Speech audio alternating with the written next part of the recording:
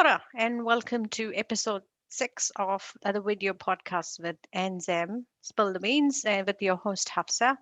Today I'm joined by Dr. Helena Cooper Thomas from the Auckland University of Technology.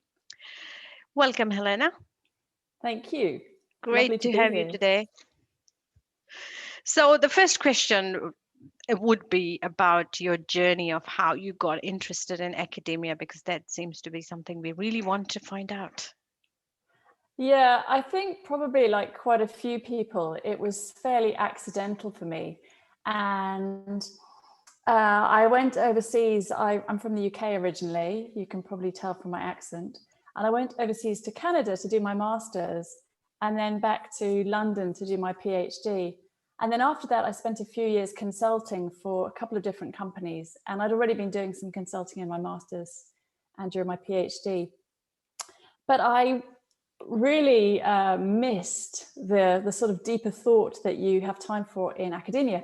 And I had the chance to do both some teaching and some research supervision at City University in London. And I figured actually I would like to go back into academia. And I had published a few papers while consulting just to sort of round out my PhD. And so I was able to transition back across. And I started at the University of Auckland. I emigrated and we started there in 2003. And then I came across to Auckland University of Technology, or AUT as it's usually known, in 2017. Wow. So that was my journey. I didn't expect to be an academic, but I sort of gravitated back into it. Mm-hmm. So I've looked up your profile on the Auckland University website and AUT, and I note that you've got interest in organizational psychology, and you focus on a lot of aspects related to that organizational psychology aspect around engagement, stress, bullying. So I'm very keen to find out more, considering we are in a post-COVID world. But what is the research around organizational psychology, and what are the key messages that you'd want some of the businesses to pick up? Yeah, so I have done research in diverse areas within organizational psychology and organizational behavior, and I thought I could give some useful messages around my newcomer research. So how do new employees adjust to the organization? And so if you're a newcomer, you need to really focus on being proactive. Although it can feel quite, for some people, it might feel a bit like you're putting yourself out there too much. You really need to establish relationships, go along to social events, talk to people, ask questions, seek feedback. How am I doing? Did I do this correctly? Could you review this and let me know what you think? So you really need to establish those relationships and gather information so that you can do your job well. I remember talking to one newcomer after they'd been in an organization for 4 months, and they said, I haven't gone to any training events. I haven't been to any social events because I've been too busy. And now it's too late for me to ask. And I just thought that's, you've missed that crucial period where you can be a newcomer and people will, give you their time and their thoughts. And the second one is, if you're involved as a manager or on the organization side, perhaps in human resources, something like that, is that there's a lot of evidence that more structured experiences for newcomers are more helpful. So really think about the resources that the new employee needs. How are you going to help them learn their tasks? How are you going to help them figure out how to, whether it's with students or with customers, depending on what sort of context you're in, how are you going to help provide the resources that help them get up to speed? And then the final one, which is probably the one that's most prevalent for all of us, is when we're the peer of a new employee, how are you going to help them get up to speed? One of the really important things for new employees is to make sure they feel welcome. And, we can all do that just by making sure that we show that we appreciate that they've arrived, and we look forward to helping them. But also I wanted to say, it's not just the first day, but for some new employees, even after 2 years in an organization, they might still feel new. So don't feel like you can only once you've welcomed them once, that's it. So continue to support them and make sure that they know that they're a valued colleague. I mean, that probably exists beyond just being a new employee, but it's important then. And that gets me reflecting on my job here at Lincoln University in terms of, how when I came in, with the how much a role it plays in terms of you being proactive around going and seeking advice and getting that support network set up for yourself.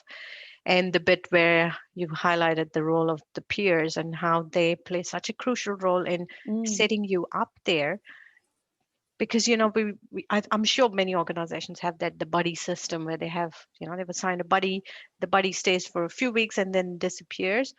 But your advice around keeping the buddy ongoing, even so many years down the line, even 2 years down the lane at Lincoln, I'm still looking for advice around, like, where do I get this? Yeah, it's interesting as well, like thinking about different environments, because academic environments often are closed offices.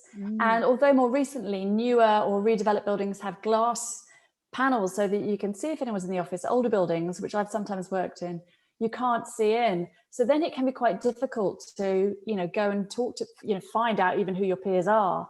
And then they've got the opposite problem in open plan is everyone looks really busy and you've no idea who's relevant to talk to. But either way, I think you just have to be a bit courageous and note that I have not always done this because I didn't know about the research every time I was a newcomer, but I would do this, and I did do this better last time I was a newcomer, is to, regardless of the office layout, just take those opportunities, knock on a few doors. If it's open plan, say hi to whoever you go and sit next to and just get to know people, because it really does provide such a useful way, especially of getting to know the informal side of the organization. You can read all the website and the policies and the guidelines, but you really need to know how things actually work, and you need all those little tiny bits of information that people don't tell you, like how does this software work, or how do we deal with this particular student issue, or No, and I think that's so true. As academics, I once had someone I was having a conversation with tell me that academics are introverts. Well, most academics are, according to research, and I hear that plays a significant role in the closed offices we want to sit in. Would that be true? I haven't seen that research. That's very interesting. But introverts, it's not like they're antisocial. You can be introverted and still enjoying speaking to people. You want calm time, right? So it Yeah, doesn't yeah. mean that you don't want any interaction. Yeah. So that's a nice segue into academic life that we're talking about. So as an academic, you've supervised quite, I'm assuming, a few people. And I think particularly looking at it from an ANZAM perspective, what advice would you give to academics who are new to this supervision experience around the do's and don'ts? Because I'm a new academic here, and I'd really be keen to find out, what are the do's and don'ts? Yeah. Well, one thing I like to do with my students, and many people will do this as well, but I'll just emphasize it, is I like to meet regularly with my students face to face if possible. Of course, that isn't always possible. But especially early on, while they're figuring out what the heck this thing called research is, especially if they're master's students, well, even with PhD students, it's such a massive project. And I really think, weekly meetings ideally, or fortnightly to begin with, just to provide a sounding board as they're beginning to develop their ideas. And I like to keep very regular meetings. Some students prefer to space them out more over time. But especially, I think, because as academics, we are juggling so many different tasks, service tasks within the university, external to the university. We've got various aspects of teaching. We've got however many students we're supervising. We've got however many research projects going on. If you're not sort of regularly touching base with that student, for myself anyway, I start to feel a little bit distanced from what's going on. Another thing I do with regard to meetings is I try and get my postgraduate research students to meet as a group regularly, where we will have a research design or research or data analysis type paper that we will have read. And sometimes we assign somebody to take the lead on that. So it doesn't necessarily have to be relevant to anyone's research. It's just improving all of our research design, data analysis skills on an ongoing basis. And often, I ask students and they volunteer papers that they want to read, and they know that having this group deadline will really help. And then the third thing with regard to meetings is I try and stack them together. And I learned this from an academic colleague early on, and that really works well because meetings are quite, I mean, I really enjoy meetings, but they're quite interruptive. And therefore, for me, it helps to have them sort of all stacked up in a row. And then I have other days where I try not to have meetings, and then I can write or edit or review either my own work or work with students, work with colleagues. And so that really works well for the meetings to try and stack them up. And it also means that those students are often on campus on the same day, and then they can meet each other and go for coffee, because I think those peer networks that they have are also really important to them. Yeah, so really a lot of my advice is around meetings. Now, which is really good, because I was reading a book a few days ago. I'm sure you know Adam Grant, the org psychologist, in his book around give and take. He talks about doing this stacking up. He talks about stacking as against chunking as against sprinkling, which I think is the advice that you're giving as well, because I have noticed a little bit of difference when I started doing that in the past couple of weeks, but you have emphasized it again for me, and I'm going to take that back. Yeah, look, I've listened to his podcast. In fact, I was listening to it this morning, first thing, but I haven't read his latest book. I've read some of them, but yeah, okay. Me and Adam Grant, well, he's a pretty good person to have a similar view with, because he is a very eminent scholar. Yeah, no, I think I'm like a fangirl. Me too. And I think what really got me interested was the postgrad group that you're getting together on, that kind of a book club kind of an idea here.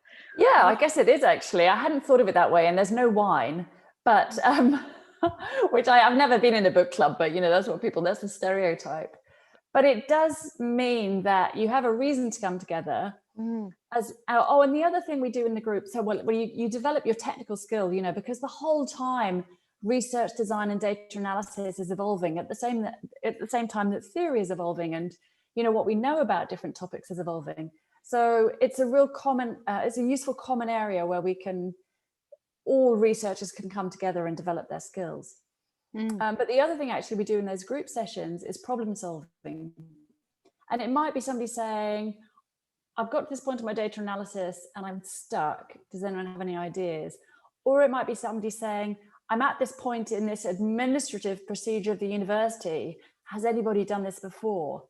Or, or access to organizations. It can be all sorts of things. And because you often have a mix of people who are newer or older in that whole research process, you can share that expertise. I mean, I guess it comes back to what I was saying at the beginning about the newcomer and the older, sort of more experienced peers. But it's really nice that those who are more experienced also realize they've got ideas, resource, expertise to share. And then in turn, as they get older, or more experienced, they can share that back down. Now, this has got disrupted in the online environment. But yeah, it really has. I've used it for over a decade probably, and it does work well. Yeah, I wish I had known of some peer groups which would do that, because I was constantly battling when I was doing my PhD around keeping myself up to date with the technical skills, and like you've said, the problem solving around access to data, organizational processes, understanding of those things.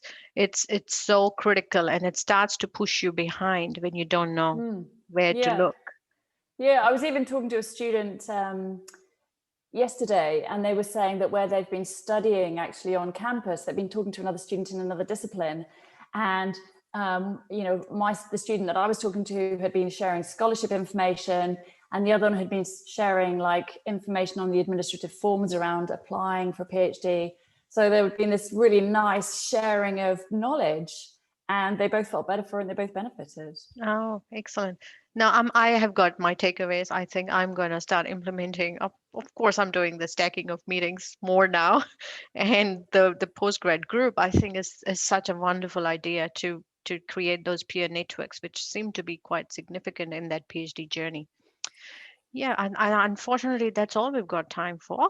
But thank you so much, Helena, for your insights today. It's been a pleasure. Thank you so much, Hafsa. Thank you. So if our listeners want to connect with Helena, you can find her through through Google, search for her details on the Auckland University of Technology, or you can also email anzam@anzam.org. But as for me, I'll come back with another guest speaker who will give us wonderful insights.